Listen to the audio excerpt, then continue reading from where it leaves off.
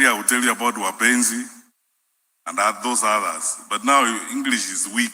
So it's, So the girls who are your friends are your girlfriends, or they were your girlfriends, classmates. But I mean it, and you know that, Pastor, is not in that other way you think. So, as I said, after this meeting, this is the last event I have. I am going back home. I have no intentions of going to sleep in the doghouse or in the DSQ. And my wife decides that I need to explain exactly what I meant by girlfriends. But Pastor, if I need a recommendation, you give me. Anyway, thank you so much, wonderful people. Thank you for being here. And I want to take very few minutes. First of all, I love this meeting and I love the gatherings we have had here because we have met as Kenyans. My brothers who have traveled across the country, I'm very, very grateful. I introduced Maura and his dear wife last night, and a number of people who have come along, who have been working with us in trying to put this together and ensuring that we begin a conversation. My friend, Dr. Onyango, Omari, and your dear wife from California, and many of you people, we've had long stories. Our lives have interacted in various ways. So I'll be played, and I'll start with a very simple story. 2 years ago, 3 years now, when we left the government, after the elections of 2022, I took up an assignment with the World Bank here in Washington, D.C. The nature of my assignment was such that I could not be allowed under the terms of service to come to town hall meetings like this. I kept quiet, looked out for some of my friends, my former classmates like Professor Otiso. So when you see him speaking here as a professor, that's how we were taught. That's how smart our class was. If I may brag. Then, slowly, we had this conversation about our country and so on and so forth. By last year, 2024, when demonstrations began that you guys saw, the Gen Zs demonstrating, people asking questions. I mean, quite frankly, I began to get this pressure and questions from people. Why don't you go to public life? Why don't you come back and contribute? It became very serious.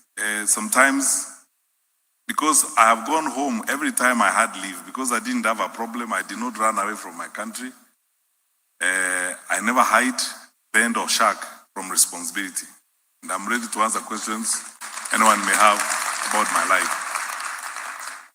So, I met people, and some of them people I take very seriously. Walk up to you sometimes at social places, restaurants, ordinary people. I had an experience where I went to Westlands one time to have coffee with some friends of mine. I couldn't even actually sit down and have coffee because everybody, the waiters, everybody come there, they ask me, CS, mbona mnatuacha namna hii bwana? Why don't you, tunazama? And so on, things, why are you doing this? Until it now began to look like I'm committing a crime if I am not going to participate in what is going on. So when some of the faith-based leaders in our country, some of whom I respect a lot, said, and all of you wonderful people will relate to this, that when people like Pastor Spora here or Imam Sadiq tell you they want to see you, they usually don't see people just like that. They usually are carrying a very heavy message because they are not ordinary people. You know who they speak for sometimes. So then they tell you, let us have a meeting. I met a number of them. They ask me now, CS, you disappointed us in 2022. We thought you were going to be on the ballot. You didn't go. So now, Are you guys going to watch like this as the country goes out? So here is my first answer, Dr. Bogonko, to your questions. I am in this, and I decided, after speaking to a lot of people and listening to some of you and others, that let me go and make my contribution to my country and take my experience and the years of service that I've had, the knowledge I have of government, and put my colleagues together, work together with them to try and fix some of the challenges we have in the country. So, as I stand here tonight, I bring you greetings from my colleagues whom I'm working with, the Honorable Rigathi Gachagua, who is in Texas right now. Sends his regards to you. The Honorable Vice President Kalonzo Musyoka, whom we work. Honorable Mother Karua, who was here a while ago. And my brother, my friend, and my colleague in cabinet, the Honorable Eugene Wamalwa. We've been having conversations among us ourselves and many other people, on so how do we go forward from here and what do we do for our country? And when you ask me, people are saying, who am I? Where did I come from? There are people in this room. I have seen people here since I came to Minnesota. I grew up with, people I went to school with. I grew up in the village, walking to school. 5 kilometers in the morning, 5 kilometers for lunch, 5 kilometers back to school after lunch, and 5 kilometers back home in the evening. So that was like 20 kilometers a day. Because that is true.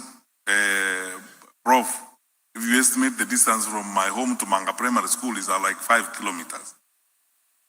And then I was there in primary school, we were together. Said last night I'm one of those people who does not need to go to court to get an order to prove that I went to school. Because I'm not like some people in Kenya who claim, because when I was Minister for Education, I used to tell people, the easiest way to destroy a country is to begin with this rubbish about people who have got to go to court to look for court orders to prove that they went to school. Because if you went to school, how did you go to a school where you don't have a classmate, you don't have a teacher,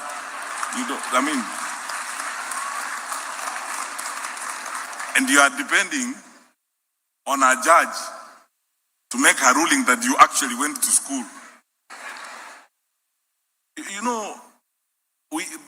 My friends, I want to tell you this. There's a way in which we have destroyed our country by this silly behavior, doing things that normal people don't do. Because you see, going to school is a black and white situation. You either went or did not go. Yeah. And I used to tell people, I am not the one who wrote the law. I believe that you can be a good leader even if you actually do not have a degree, but you wrote the law in parliament and said for you to be governor, you actually need a degree. So respect the law. As it were, you wrote the law. Because that dishonesty is a subject I will go to another day. But I can tell you this. We've had people who have actually served as governors in Kenya who did not go to university. They bought papers, they carried papers, they went to court, got some order, bribed some electoral institution, and approved them. I was the Minister for Education when the Commission for University Education one time, a candidate presented a certificate, and please, I'm not, religious leaders who are in the room, I am not looking down upon you. This guy had attended a conference of religious leaders somewhere in South America, and they gave him a certificate of participation in Spanish or Latin. Then he took it to IBC. Then they cleared it. He said it's a certificate. I did a master's. When later on they found a translator, they said, no, it says certificate of participation. This is not a degree.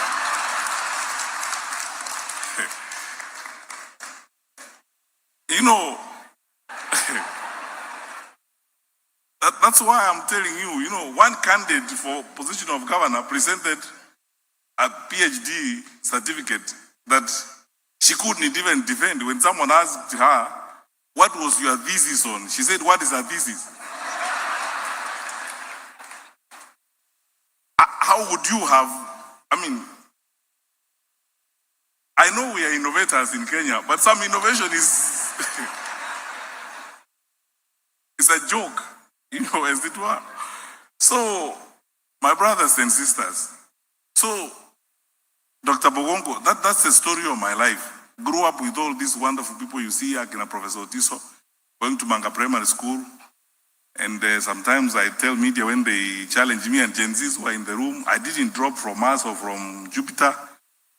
And I have lived this life. Simple, what you see is what you get, straightforward, raised by parents who are, you know, materially poor but very rich in spirit and love for us and commitment.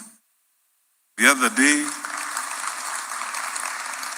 I was telling some lawyers here in a room that, and is the last thing I will say on that particular score, that one day I will tell the whole story in full length in my book when it comes out, that I would never have gone to school or I would never have finished school without my mother.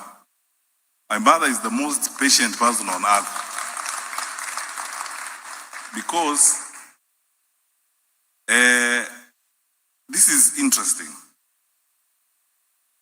Every day between, I think, standard 1 and standard 3, every single day I went to school, I lost my pencil. I frankly don't know how it got lost, but